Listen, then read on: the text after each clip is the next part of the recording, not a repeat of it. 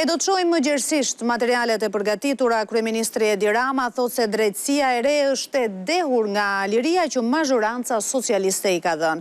Në mbledhjen e përbashkët të grupit dhe qeverisë ai theksoi se SPAK dhe GJKK kanë ndërhyrë në pushtetet e tjera, ndërsa bëri të ditur se për imunitetin e Ballukut do të shprehet pas raportit të Këshillit të Mandateve.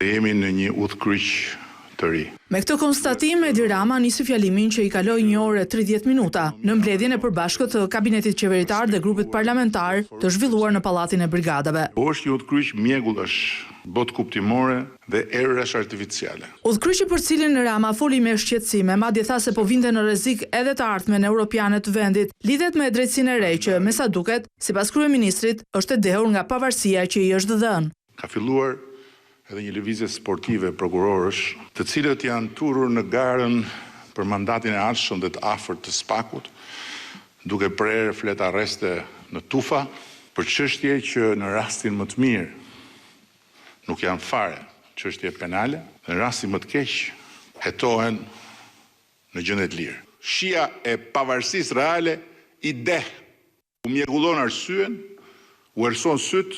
Duke folur për rastin konkret, atë të zëvendës kryeministres, duke ripërsëritur se i ka dorëzuar 3 herë dorëheqjen, bëri të qartë përse nuk do të pranohet asnjë dorëheqje e imponuar nga një pushtet tjetër ndaj anëtarëve të ekzekutivit. E kam hedhur unë poshtë kategorikisht idenë e dorëheqjes, sepse unë kam bindjen që në këtë fazë revolucionare, kur ndryshe nga vendet me drejtësi, në Shqipëri drejtësia sapo ka nisur ta shijojë pavarësinë, ne nuk mund të hymë në vallën e dorëheqjeve automatike sa herë ngrihet një akuzë. Po duhet bëjmë secili punën e vet, ne tonën drejtësia të vet. Mekanizmi i qeverisë së vendit nuk mund të kurdiset dhe të shkurdiset sa herë prokuroria ngre një akuzë. Koha e të ashtu quajturave dorëheqje morale nuk diskutohet që do të vijë, por pasi të kalojë kjo fazë revolucionare e pavarësisë drejtësisë. Lidhur me qëndrimin që socialistët do të shprehin me votë, nëse do të pranojnë kërkesën e SPAK-ut për të marrë autorizimin për heqjen e lirisë për zonjën Balluku, Rama tha se do të shprehet pasi të dëgjojë qëndrimin e 5 anëtarëve të Këshillit të Mandateve. Natyrisht që unë nuk do të shmangem sot këtu temës që lidhet dhe me Belinda Ballukun, por nuk do të merrem me procesin që ka nisur në parlament, të pres edhe raportin, përpara sa të them dhe unë fjalën time në mënyrë shtëruese.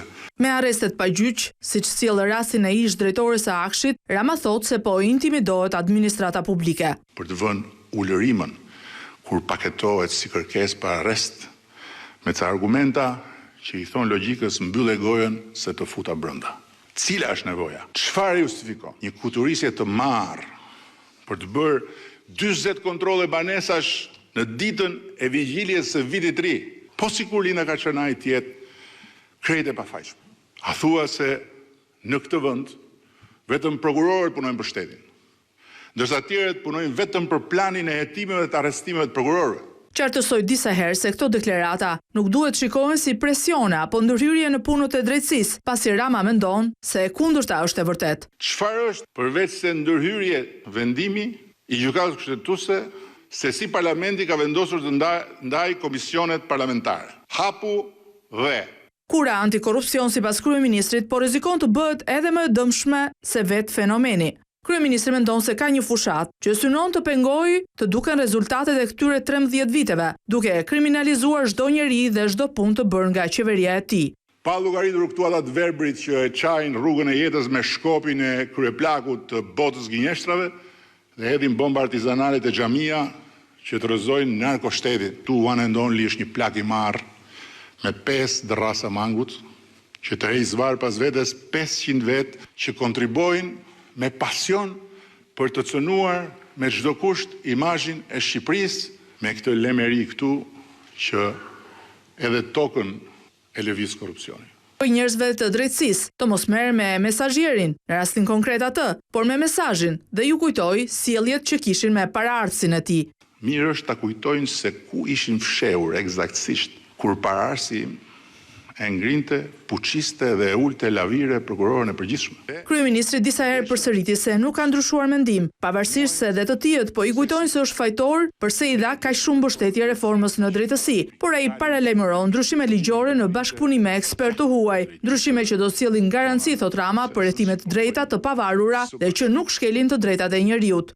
Pavarësia e gjyqësorit nuk preket, vetëm forcohet. Spaku nuk preket, vetëm mbështetet. Hapa përpara po, politika penale, procedurat penale, dënimet alternative. Në radhën më të parë, ngritja e pjedestalit të shëmbur të prezumimit pafajësisë janë çështjet tona. Në radhë të parë, për të hartuar një dokument ndryshimesh lidhur me procedurat penale, të cilin natyrisht do ta konsultojmë edhe me Komisionin Evropian.